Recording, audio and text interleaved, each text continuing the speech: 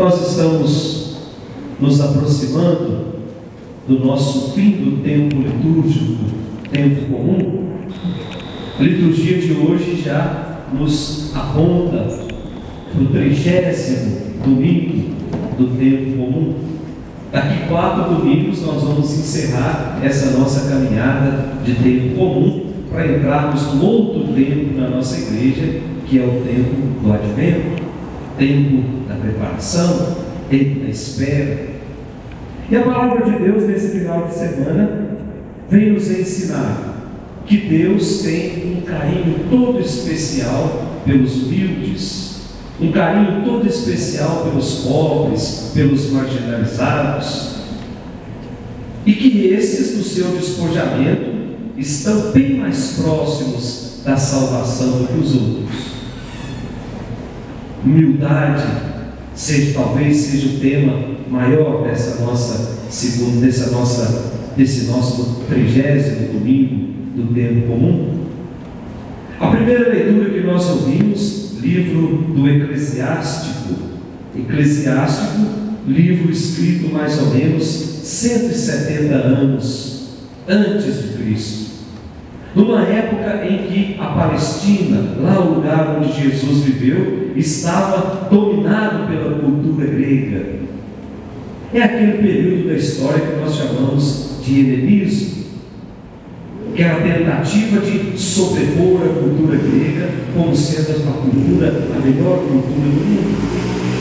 E isso estava levando o povo a cada vez mais se distanciar da sua própria cultura, se distanciar dos seus valores, se distanciando de Deus.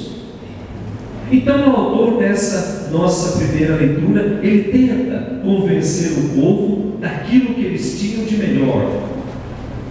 E ele dizia: nós temos a lei, nós temos a Torá, e essa lei, ela foi revelada pelo próprio Deus. Ela é uma verdadeira fonte de sabedoria, uma sabedoria, dizia ele, muito maior do que a sabedoria dos gregos. Mas esse caminho para se chegar a essa sabedoria que vem do cumprimento da lei, ela passa pela prática da religião verdadeira. Não é só o cumprimento de regras, mas uma religião verdadeira. E a gente sabe se a pessoa vive a religião verdadeira, se ela vive a justiça. É o que diz essa nossa primeira leitura de hoje. Respeitar o direito dos mais pobres.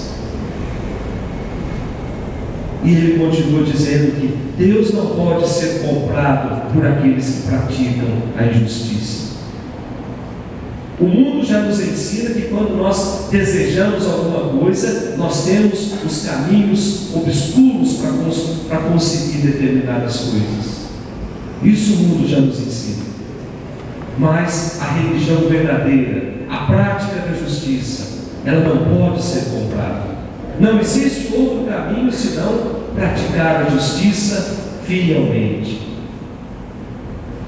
E ele diz: porque Deus é um juiz que não faz discriminação ou distinção de pessoas. Versículo 15 da nossa primeira leitura.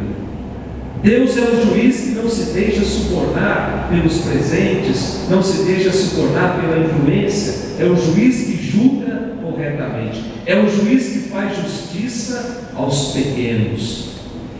É um juiz que faz justiça aos marginalizados, aqueles que a sociedade já excluiu.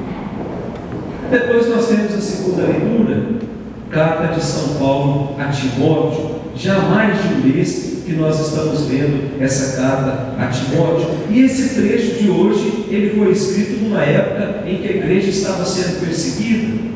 Havia muitas divisões dentro da igreja. Havia a tentativa de infiltrar na igreja culto a outros deuses. Havia muitas heresias. Havia muita confusão, muito desânimo. Então Paulo escreve à comunidade, principalmente a Timóteo, essa segunda carta a Timóteo, para dizer que os ouvintes se mantenham firmes na fé, sejam fiéis à missão que foi confiada por Deus. É por isso que Paulo faz um balanço da sua vida nessa segunda leitura e nesse texto de hoje. Nós sabemos como foi a vida de São Paulo. Desde aquele encontro com Jesus a caminho de Damasco, a vida de Paulo foi uma reviravolta total. Desde o seu encontro, quando ele estava indo perseguir cristãos em Damasco, e a partir daquele encontro, a resposta de Paulo a Jesus Cristo foi uma resposta generosa, um compromisso total com o Evangelho. Por Cristo e pelo Evangelho, Paulo lutou. Por Cristo e pelo Evangelho, Paulo sofreu, Paulo gastou a sua vida para que a salvação pudesse chegar aos confins de toda a terra. Por Cristo e pelo Evangelho, Paulo viajou. E como Paulo viajou? Quantas viagens missionárias Paulo fez para que Jesus pudesse ser conhecido? Então é mais do que natural que no final da sua vida ele se sinta como um atleta. É a nossa segunda leitura de hoje, que lutou até o fim para vencer e está satisfeito com o resultado. Resta agora receber a coroa da glória. Essa coroa que está reservada aos vencedores. E que Paulo tenha certeza que não está reservada só para ele, mas para todos aqueles que são capazes de anunciar Jesus Cristo. São capazes de levar a proposta de salvação aonde precisa ser levada. Versículo 8 da nossa segunda leitura. E Paulo também tem a consciência de que esse caminho pode ser um caminho que poucos irão compreender. Pode ser um caminho feito na solidão, pode ser um caminho feito na dor, pode ser um caminho feito muitas vezes no desespero, mas existe uma promessa e uma certeza: Deus sempre caminha conosco. Da mesma forma que esteve ao lado de Paulo, dando força para que Paulo pudesse enfrentar as dificuldades, livrando Paulo do mal, Deus também caminha conosco. E isso precisa ser muito claro na nossa vida, gente. Senão a gente entra em desespero. Quando a gente não tem a certeza de que o que nós estamos fazendo não é para a glória de Deus, nós entramos em desespero. E quando a gente olha e percebe que o caminho que foi feito, o caminho percorrido, o caminho que ainda resta percorrer, é o caminho que vai fazer com que o maior número de pessoas abrace essa salvação proposta por Jesus. Aí a gente não tem medo, porque a gente sabe que Deus está caminhando conosco, sabe que está nos impulsionando, nos dando força. É por isso que Paulo termina essa nossa segunda leitura dizendo o seguinte: a Ele a glória pelos séculos. Que bom seria se no último dia da nossa vida nós pudéssemos olhar para trás e fazer uma avaliação da nossa vida e chegarmos a essa conclusão: fiz tudo, sofri, lutei, anunciei o Evangelho, a Ele agora a glória pelos séculos. O que eu fiz foi por Ele, não foi para me vangloriar. Por isso que a glória deve ser dele.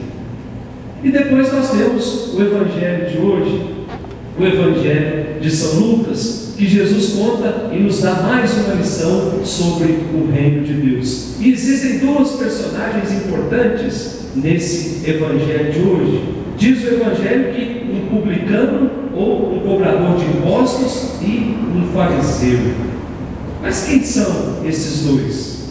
O que é que eles fazem? Ou o que faziam na época de Jesus? O fariseu na época de Jesus era sinônimo de pessoa séria.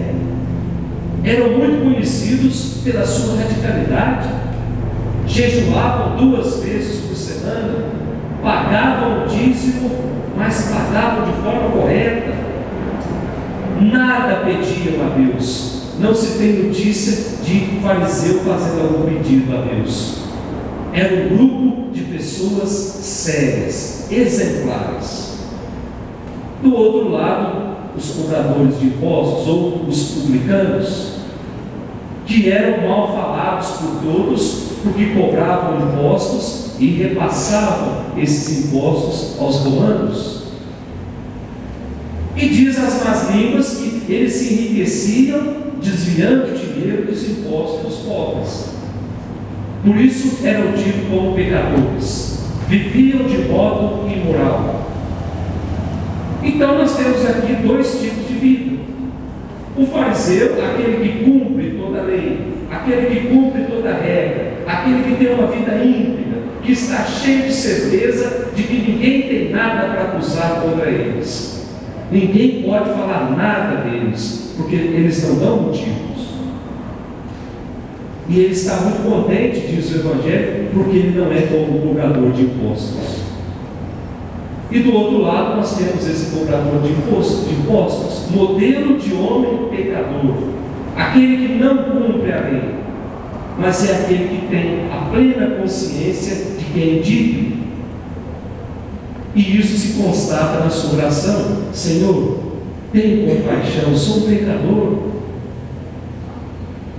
Que coisa bonita, gente, reconhecendo que é um pecador. E aí Jesus veio dizer: esse último voltou para casa justificado por Deus, foi perdoado por Deus, se reconciliou com Deus. Porque o grande problema do fariseu é pensar que Deus lhe devia alguma coisa, devido à sua conduta reta, devido à sua conduta sem mancha, em pensar que a salvação iria acontecer na sua vida somente pelo esforço humano, pelo bom comportamento. E o publicano ou o cobrador de impostos, não, ele não tem onde se apoiar, é uma vida suja, é uma vida de pecado. Por isso ele se apoia em Deus, ele não se enche de autossuficiência. Ele sabe que somente Deus pode ser capaz de perdoar os seus pecados. Ele sabe que a sua vida não é uma vida que sirva de exemplo para ninguém. Portanto, ele se coloca como humilde, como simples diante de Deus, mesmo que a sua vida seja uma vida manchada de pecado. E Deus, que vê aquilo que está dentro do coração, sabe da sinceridade desse homem. É por isso que os humildes são sempre surpreendidos por Deus. Deus surpreende os humildes, porque os grandes, eles esperam muito. Agora os humildes não. Os humildes vivem na esperança. É a esperança que vai movimentando a vida dos simples, dos humildes. Eles sabem em quem se apoiar. Por isso pensamos que nessa celebração eucarística Deus nos faça ter um coração humilde, um coração simples, um coração generoso, um coração que reconhece muitas vezes que nós andamos por estradas e por caminhos de pecado, mas a misericórdia de Deus, ela nos alcança sempre e está disposto sempre a nos apontar o caminho certo. Louvado seja nosso Senhor Jesus Cristo. Para sempre seja louvado.